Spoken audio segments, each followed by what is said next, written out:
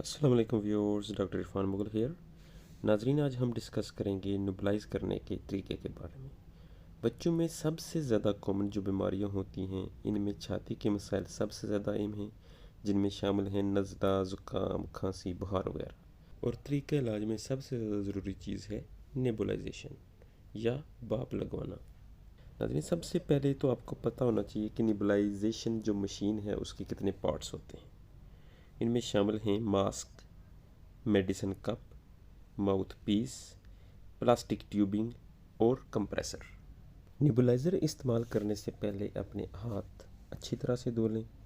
Nebuliser को इस्तेमाल करने के लिए नेबुलाइज़र के साथ दी गई ट्यूब को एक तरफ से कंप्रेसर की नोज़ल और दूसरी तरफ से दवा वाले हिस्से से जोड़ दें।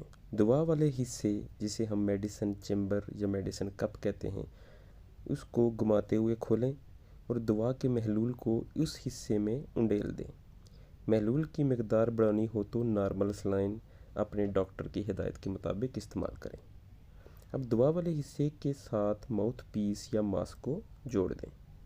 नेबुलाइज़र के प्लग को बिजली के स्विच में लगाएं और नेबुलाइज़र पर लगे बटन को दबाएं।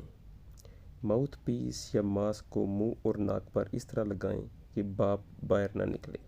नेबुलाइज करते वक्त कुर्सी या बिस्तर पर आराम से बैठें और नॉर्मल अंदाज में अपने सांस को अंदर और बाहर निकालें।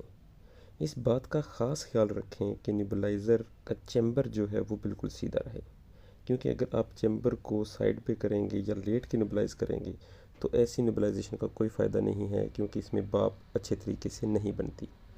चैम्बर का सारा महलूल 5 से 10 मिनट के अंदर ख़त्म हो जाएगा और आप ये भाप अपने डॉक्टर की हिदायत के मुताबिक दिन में 2 से 3 मरतबा दिलवा सकते हैं। तो नाज़रीन, ये था नेबुलाइज़र का तरीका इस्तेमाल। अगर किसी किस्म का आपके ज़हन में कोई सवाल हो या क्वेरीज़ हो तो आप कमेंट बॉक्स में पूछ सकते हैं। शुक्रिया।